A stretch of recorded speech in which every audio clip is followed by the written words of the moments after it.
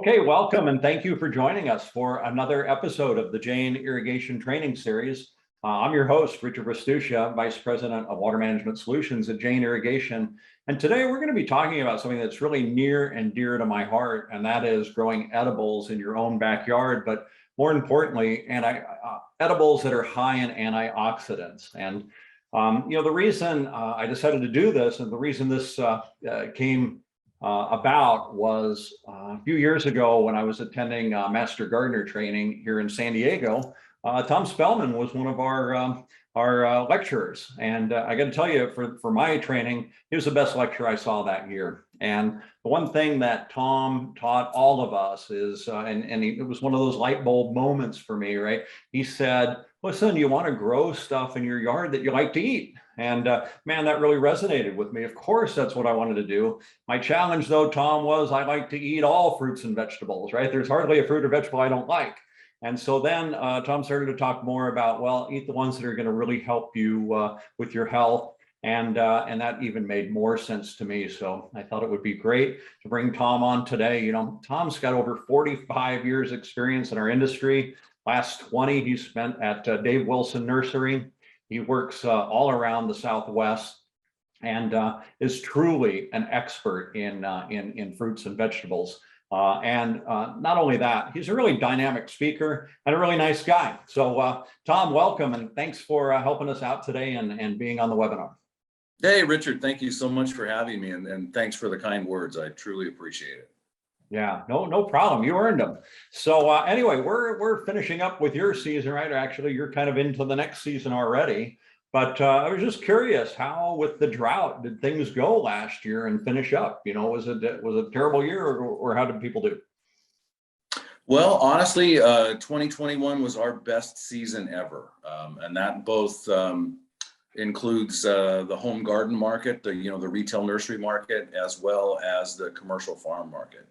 It seems like there's more enthusiasm out there now for growing fruits and vegetables, all around the Southwest, and a lot more enthusiasm for growing things locally. So, we want to try and grow as much locally as we can to limit the amount of transportation that's involved and the amount of fossil fuels that's involved. So there's a lot of enthusiasm for edibles gardening, both from a wholesale commercial perspective as well as a backyard grower's perspective. Yeah. Well, it's good to see that that's picking up, because sometimes I worry that when people hear about the drought, or they think about, gee, maybe I shouldn't be gardening at all, they can see there's another way, and there's best use of the water that they have available to them. I couldn't agree more. So best management practices is always one of the focuses that I like to include. So, taking good care of your soil, making sure that there's no runoff from your irrigation system, proper mulching, and, light, frequent fertilizings throughout the growing season so that you can promote the best possible plant health. Yeah.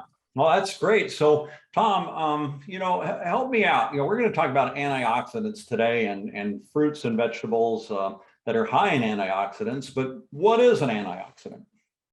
So, from a medical perspective, antioxidants are the minerals and vitamins and phytonutrients that help our systems to function in a more effective way. I would say you could consider a good, healthy antioxidant diet like, using the right fuel and the proper tune-up for your vehicle. It helps your vehicle to run better, where a proper nutritional balance using a fair amount of antioxidants will help our systems to function better and help our immune systems to fight off different bacterias and diseases as well. So antioxidants have been measured using what they call the ORAC scale, or ORAC scale, which is defines to oxygen radical absorbance capacity.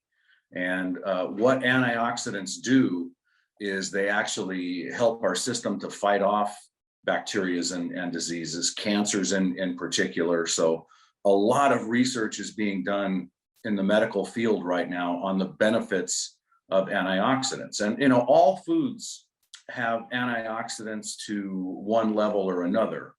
But the fresher the fruits and vegetables are, and the darker their pigment, the blacks, the purples, the reds, those are always the fruits and vegetables that will be the highest in antioxidant value.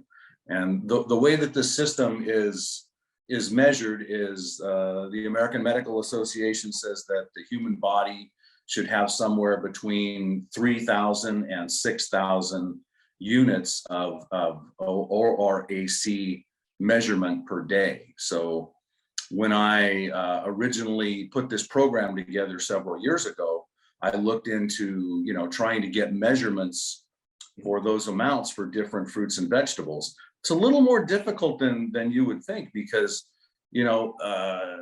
depending on what the physical ripeness is of the fruit or vegetable, depending on whether it's actually fresh or not, or whether it's been cold stored for a while, those values change dramatically.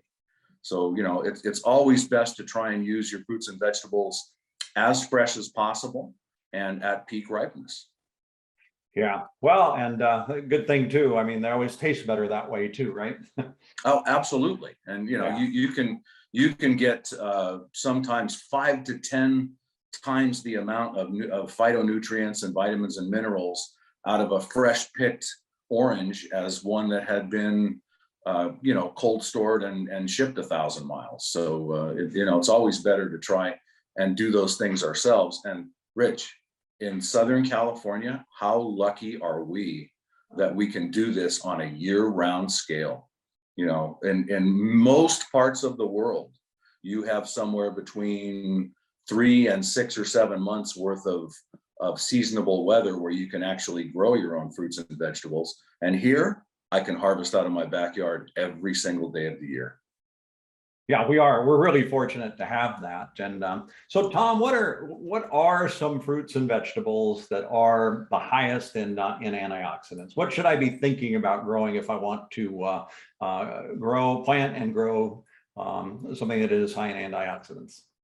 Well, that's the nice thing about the antioxidant valued fruits and vegetables is there are so many, and there are so many different types of plant form. You have tree forms, you have vine forms, you have shrub forms, you have ground cover type material that you can harvest, high antioxidant value fruits and vegetables. I think one of my favorites, and one of my family's favorites, especially my 3 granddaughters, are blueberries.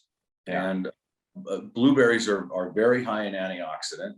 And I did my measurements when I determined the amount of antioxidant per serving of fruit. I figured between a 3 and a 4 ounce serving of fruit. So, when watching my granddaughters graze on blueberries, they might eat twice that. But, a 3 to 4 ounce serving of blueberries has about 2,500 of the ORAC measurement.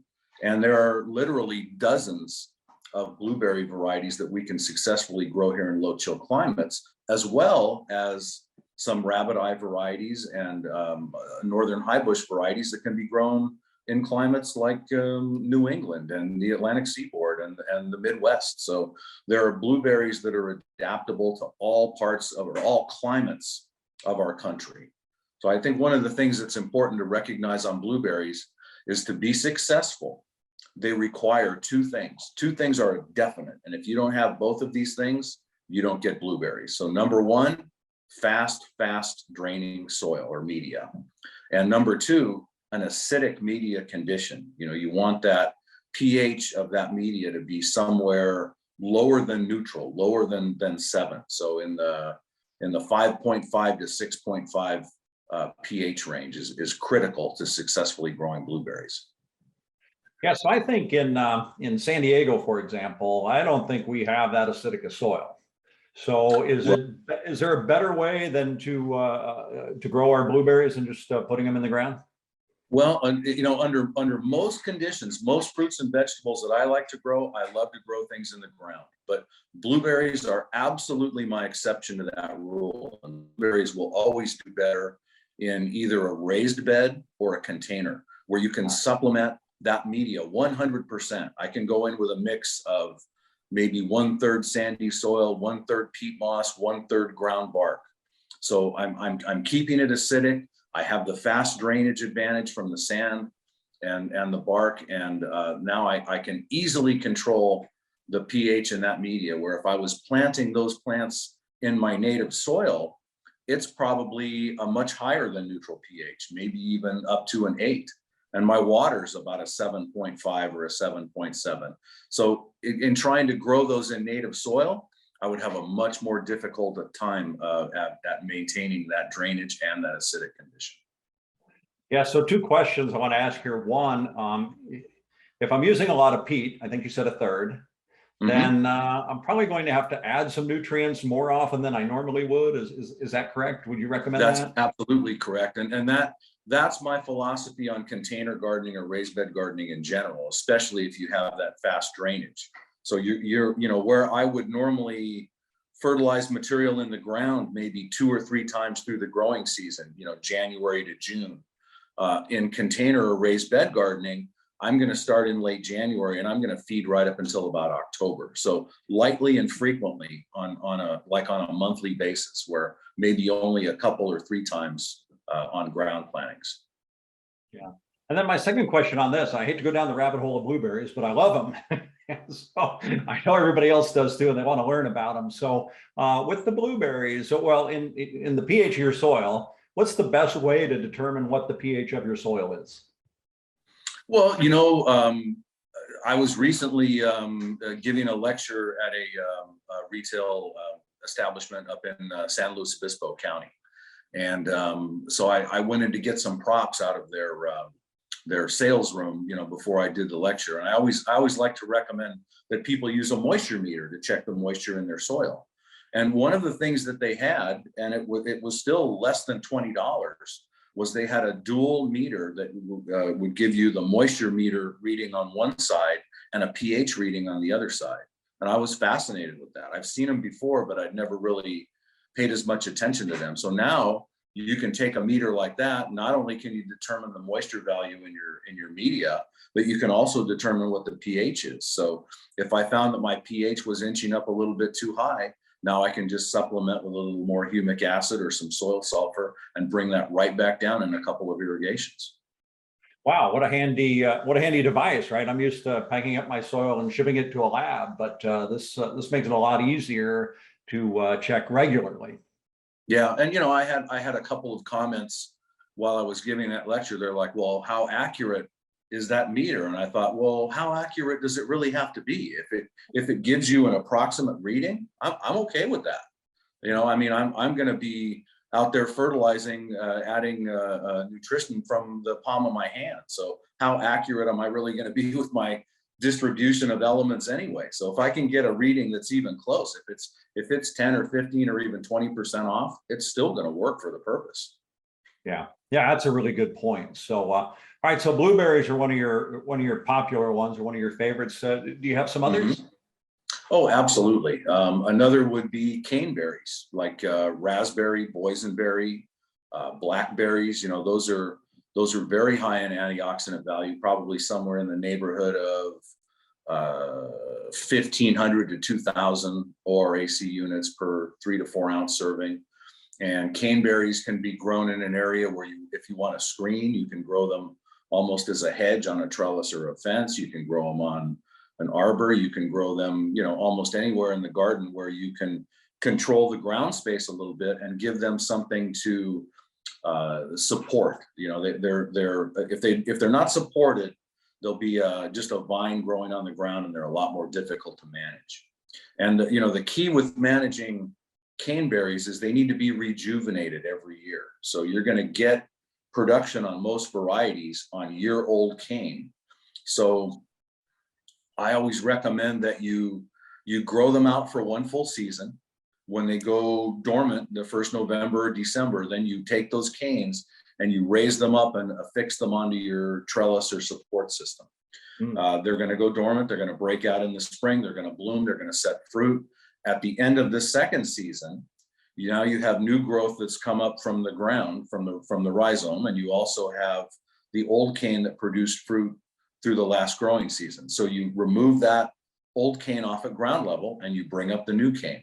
So every year it's a rejuvenation of cane so that you always have one season or year old material to do your blooming and your fruit production in the next spring and summer season.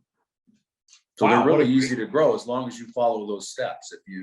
If you try and just grow it as a shrub and you're not able to rejuvenate that cane by 75 to 100% every year, you're going to have trouble in maintaining that. And caneberries can get a little aggressive. We do have some new varieties. There's a new blackberry variety called Baby Cakes and a new raspberry variety called Raspberry Shortcake.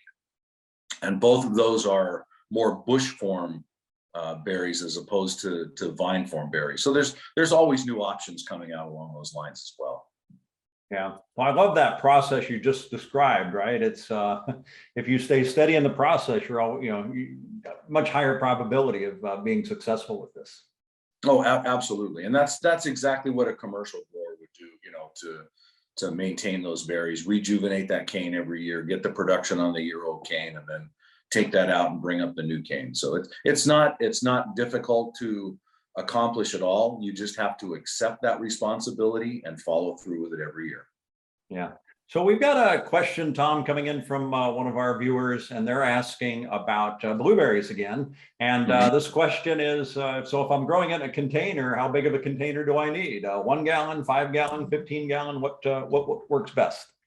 Well, I always like to try and use the biggest container that I can handle. And for me, that's one of the half oak wine barrels or whiskey barrels. They're about 30, 35 gallons in capacity. Drill, a dozen or more good sized drainage holes in the bottom. You can put some screen on the bottom and then make your, 1/3, 1/3, 1/3 media with the sand, the peat moss and the bark and fill that up. And what I usually do is I plant 3 or 4 blueberries in each barrel. So I'm putting 3 or 4 different varieties in. So even though they're all considered to be self-fruitful, by doing that, I get a much better crop due to cross-pollination. Anything that's self-fruitful, if you have a pollinator for it, you can expect anywhere between double and maybe up to 5 times the amount of production off of that plant. So even the self-fruitful varieties, I like to try and complement with a pollinizer, whenever I can. Production's always much, much better. And right. if you don't want to use something as large as a half barrel, you can go from a 1 gallon to a 3 or a 5 and up to a 7 or, a large decorative pot if you like. So just, choose something that works for your purpose but you got to consider the bigger that container is, the more longevity you're going to get out of that plant.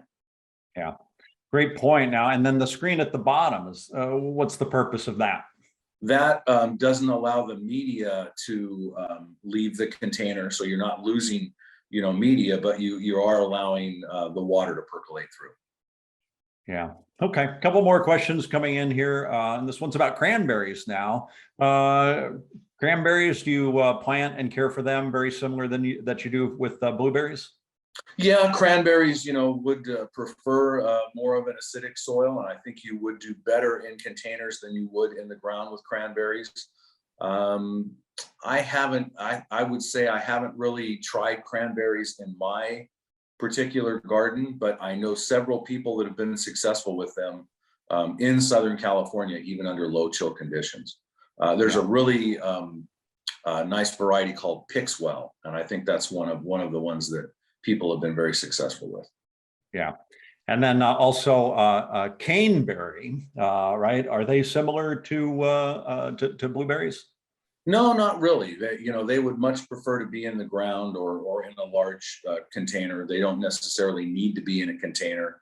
They do like good drainage, as anything really prefers a rapidly draining soil. You don't want anything to stagnate and stay too wet where the soil doesn't oxygenate and becomes kind of anaerobic. So, but they will do just as well in a container as opposed to being in the ground. But I've always found you get maximum growth and maximum yield on those when you're able to grow them in the ground. Now, the new bush form varieties that I mentioned would certainly be an exception to that and would be much more adaptable to longevity in a container. Yeah. Okay, great. So we learned a couple of your favorites so far. Do you have some others? Oh, I've got lots of them. I think probably, I'm a citrus guy from way back. I have a great, huge collection of citrus varieties, and I love growing citrus. And the nice thing about citrus is, with all the diversification and classifications on citrus, you've got oranges, you've got mandarins, lemons, limes, grapefruit. You've got interspecifics like tangelos. You have just dozens and dozens of different citrus varieties that are adaptable to our climate. And if you grow, say, a Valencia orange and a navel orange, you pretty much have year-round oranges. You've got the Valencias that are ripe in the spring and into the early summer, midsummer. You've got the navels that are ripe in the fall and in through the winter and into spring. So by alternating a couple of successive ripening varieties, I can pick an orange or a mandarin or things like that out of my yard every day of the year. Yeah, that nice. I mean, that's a real, like you say, a real a plus of living in California.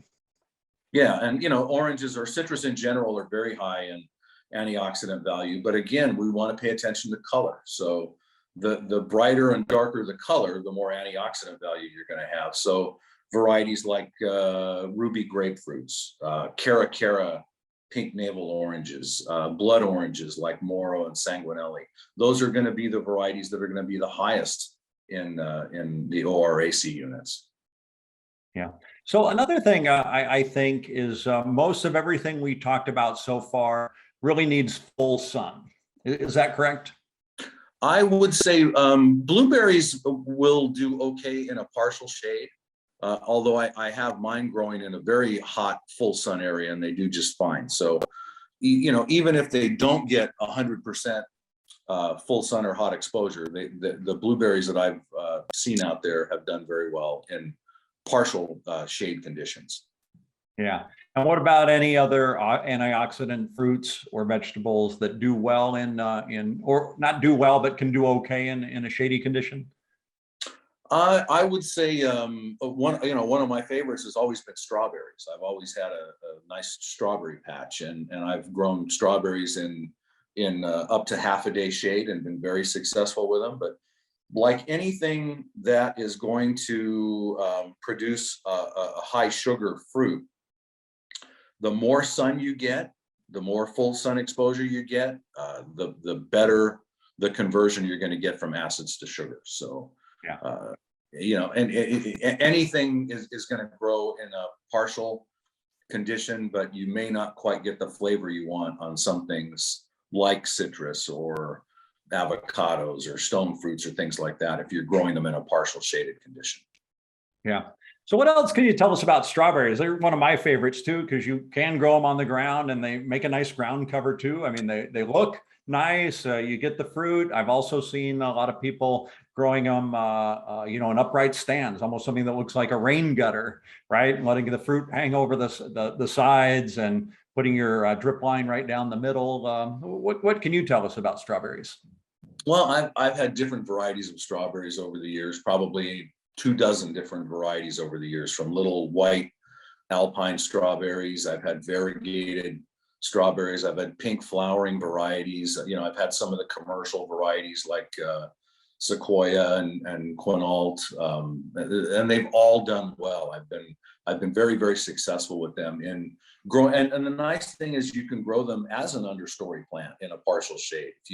If you're putting them as a ground cover in a container, where you're growing a citrus patio tree, or you're growing a couple of bush berries or something in there, you can use those strawberries as kind of a cover in the container.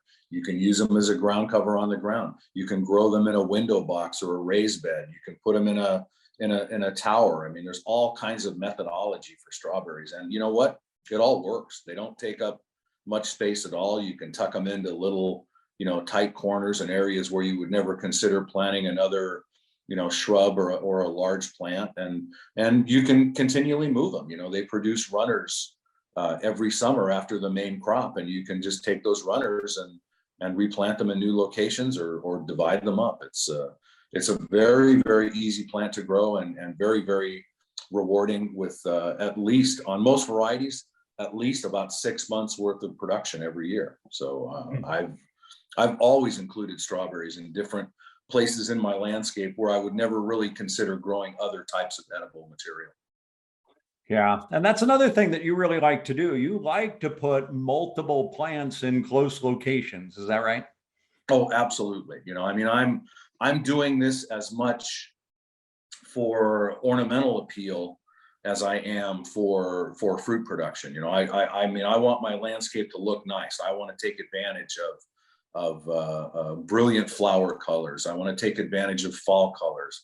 I want to use fruiting trees and fruiting plants in an area where I can grow them on a trellis as an espalier, or grow citrus as a hedgerow. And I'm always doing things a little bit out of the box. So incorporating compatible things together, or even incompatible things together sometimes that you wouldn't really consider. No commercial farmer would ever consider using strawberries as a ground cover in their citrus grove. But to do that in a backyard situation, absolutely acceptable and a winner every time. So I have no problem with mixing things in the landscape and making sure that I'm using plants not only for their fruit production, but for their full ornamental value. I want to be able to take advantage of looking at whatever ornamental appeal or whatever function I can use that plant to create. Yeah, that's what I really liked about you, was these out of the box ideas, because really most of us backyard growers, we have very little ground to work with. We have to make every inch matter. And so it really helped me figure that out. Yeah, no doubt. I mean, the average backyard in California is about 1,500 square feet, and many of them are much smaller than that in newer developments. So, if I was a commercial grower growing Eureka lemon trees in Ventura County, I would be looking at 300 to 500 square feet per tree. So Right. if I had a 1,500 square foot backyard, I'm certainly not happy with 3 to 5 trees. I want to be able to make maximum use out of that space, and that requires doing things out of the box. I'm never going to consider growing things like a commercial grower would. I'm never looking for maximum fruit yield, 300 to 400 pounds of fruit per tree. I don't need that. If I get 25 or 30 or 40 pounds of fruit on most trees, I'm happy with that. So looking at what a commercial grower does and trying to relate that to a backyard perspective makes no sense at all. Yeah, really good point. Really good advice. So we have a question coming in about citrus. And is it okay to fertilize your citrus while when it's fruiting? Absolutely. And most citrus varieties are going to have ripe fruit on the tree, as well as blossoms and young fruit at the same time. The same with avocados. A lot of Guatemalan type avocado varieties take 14 to 18 months to ripen. So if you're growing successfully and getting good fruit production, there will never be a time when you don't have fruit and or flowers on that tree. So you absolutely need to incorporate those feeding programs into a period when you're going to have fruit and flowers on the tree. Yeah, really good point. So what about Cherimoya? Are they good for antioxidants? Cherimoyas are not exceptionally high in antioxidant value, but they're certainly a tasty fruit and certainly worth growing. A very easy tree to control and keep it a small size.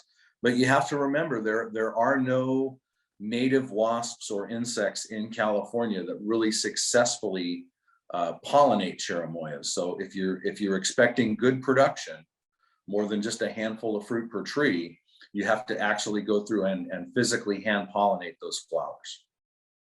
Yeah. Okay. All right. Good point. Good recommendation there.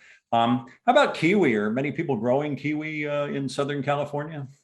I would say the enthusiasm for kiwi is pretty good. There's a lot of varieties out there, green flesh varieties, yellow flesh varieties, orange flesh varieties. There's Arguta type kiwis that are what we call Siberian gooseberries. They're fuzzless little green kiwi berries, and there's a lot of different varieties out there that can be successfully grown. So just make sure that you're getting a variety that's adaptable to your climate. Some are relatively high chill and some are low chill adaptable, like Vincent.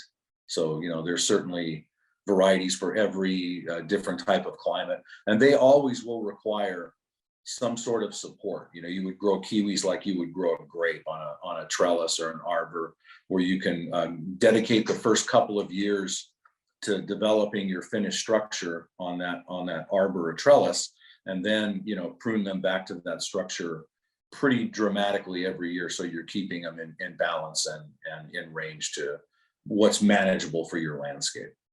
Right. Okay. Yeah, that's really helpful. And yeah, kiwi is one of my favorite, that's for sure. Now we have another viewer that's having some trouble maybe with some slugs and pill bugs on their strawberries. What's a good management practice we can use for that? There's lots and lots of options as far as that goes. I mean, I've heard everything from you can use metaldehyde baits, or you can use or organic type snail baits. I've heard people that put tins of beer out there for them to get into, and there's all kinds of methodology there. And that's one of the disadvantages to growing strawberries in the ground, where if you're growing them in a raised bed or a container or on a tower type system or a window box system, you can always keep them above the areas where the snails and slugs are going to be a real issue. But I've found that I probably have my best luck in snail control by going out on a moist evening or wet morning and just picking them up and discarding. Yeah, little hand harvest. Yeah, absolutely. Yeah, that's true. Yeah, it works really well, and pretty healthy way to do it. So now what about water irrigation for your backyard fruits and vegetables? Do you have any recommendations for us, what we should be thinking about as far as best practices? Well, I'm a big advocate of number one, making sure that you're managing your irrigation system, whatever system you choose, and there are dozens and dozens of options, as you well know. So make sure you're managing the system so that it is working within the bounds that you've given it. If there's any runoff or any excess that's spraying onto patios or sidewalks, you want to make sure that you're adjusting your heads or changing the grade of your soil so that you're not allowing that water to run down the street. Water is too precious at this point in time for us to be wasting even a single drop. So water management is critical. And I'm a big advocate of a good, thorough irrigation, and then allowing those plants to go slightly dry in between, not bone dry, slightly dry. So again, that's where a moisture meter is going to come into play. You're going to be able to go out and check your soil and make sure that you're managing it. If it says wet, you don't need to irrigate. If it says moist, you don't need to irrigate. When it gets down to somewhere between moist and dry, you irrigate thoroughly again, and you let it go back to that point before you apply a re-irrigation. So deep, thorough irrigations is always best. You want to try and make sure that an irrigation cycle is penetrating at least 12 inches deep, not a little deeper than that. Yeah, that's a great point. And I think most gardeners, we all, right, have a tendency to want to give it a little extra water. We think that's really, hey, if the plant doesn't look well, it needs more water. I think I read something that you wrote a while back that said, more often than not, we're giving too much water. Yeah, and the problem with that is if you're just looking at the plant and you're not checking the soil, lack of irrigation and over irrigation look remarkably the same. If you're not irrigating enough, the root system can't take up the irrigation that it needs to supply the system of the plant.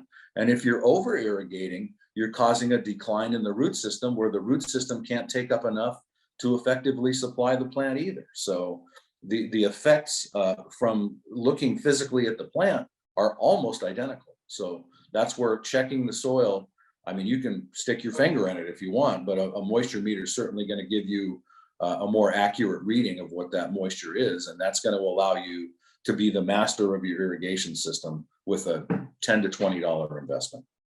Yeah, I think you're so right. And I always make the analogy that I wouldn't decide to drive from San Diego to LA and not know how much gas I had in my tank. Right. If I didn't have a gas Perfect. gauge, and what I would do then if I attempted that is I would gas up a lot because I wouldn't want to run Yeah, out. I'd always be yeah. gassing up. I'd be getting too much gas. And so moisture meter or over my shoulder, you can see our soil balance chart that you can get in Jane Unity software showing you the moisture balance in the soil for every zone. And these are really critical to proper management. I really like that. Yeah, and I just love the fact that the new irrigation systems aren't based on a mindless timer anymore, that you can actually get a system that thinks for itself so that it's going to irrigate, properly depending on what the weather is, the temperature, the amount of moisture in the soil, these new systems have come a long way in the last 10 years. Yeah, they sure have. So we've got just a little bit of time left. I've got a couple more questions from the audience I wanted to ask. And one person's asking, is there a dwarf Mexican key lime tree? Absolutely. There is not a variety that is genetically dwarfed within itself.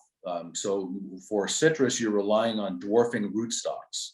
So you can purchase Mexican lime or key lime, and there's a thornless selection of Mexican lime out there, which if you're familiar with the old line Mexican lime, they were pretty nasty to try and harvest that fruit. So I would recommend the thornless selection and try and find it on a Ponceris or a Trifolia type rootstock, and that's going to give you a plant that's going to be dwarfed to about 50%.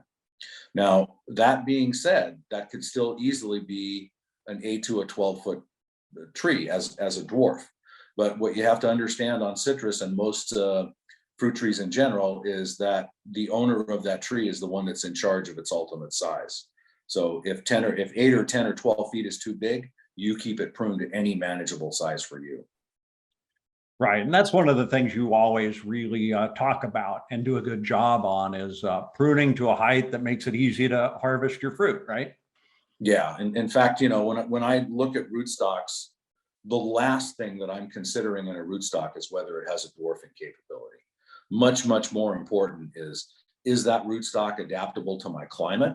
And is that rootstock adaptable to my soil conditions? So if it'll take my weather and it'll take my soil, it's going to grow a healthy, productive, prosperous tree for me. And I can choose how big I want that tree to be. Yeah. Yeah, great point, right? Because we don't really want to be getting up and down on ladders to harvest our food. We can get plenty just from what we can get at our own height. Yeah, that's it in a nutshell. Yeah. So that last question here is about grasshoppers. Do you have any secrets, right? We're all plagued by the grasshoppers from time to time during the season. Well, grasshoppers are what we call a transient insect. They're not going to colonize on a plant or a tree. They're gonna fly in, they're gonna eat a little bit, and they're gonna move on. So there's almost no way to properly or effectively control grasshoppers with a pesticide or a product that you're going to spray on the tree. You'd be virtually having to spray all the time throughout the growing season, and that's not healthy either. I'd rather let the grasshoppers eat a little bit and move on. I think probably the most effective control would be a tennis racket. Right. Or like you say, grow a little for you, grow a little for them, or a lot for you, a little for them, and you'll be okay. Yeah, but it's almost impossible to control a transient insect like that. If something's colonizing your plant or your tree, like aphid or excuse me, aphid or scale or mealybugs, you can come in with your hose and high pressure water and remove most of that physically, and then you can apply an organic spray or an oil spray or something that's going to do the rest of that cleanup for you. But something that's going to come in and stay there for 10 minutes or half an hour or whatever and just eat a little bit, virtually impossible to control that with any kind of a spray. Yeah. Well, Tom, this time with you this afternoon has just flown by. I cannot believe all the great information we got as a result of talking to you today. I know probably as soon as I sign off here, I'm going to head to my backyard and do some work because I've got some ideas. This was just great today. Thank you for coming on. Yeah, and Rich, the one thing that I would like to emphasize is for people that have additional questions or concerns, check out our website. We have one of the most comprehensive websites going for information on growing fruit trees under backyard conditions, it's davewilson.com. And go to the home garden page, because that's where all the good information is on, doing things from a home garden perspective as opposed to what a commercial grower would do. Yeah, thanks for mentioning that. And when we do send out our thank you email this afternoon with a video of this webinar, we'll add that website on there so that everybody can find it really easily. Excellent. Yeah. So again, thank you, Tom. Thanks to all the viewers. Remember, you can see over 150 trainings for free at janesusa.com/trainings. We're also, wherever you listen to your favorite podcast, one of the things I really enjoy is seeing how many people are downloading the podcasts and listening to them on their walks, on their runs, driving from job to job. It's really neat to see this community really rallying to better educate themselves and learn how to better grow food that they can eat. So again, thanks all to you viewers. Tom, thank you. This will be our last webinar until next year. So I hope everybody has a great holiday, and we'll see you all next year. Thank you. Thank you, Rich.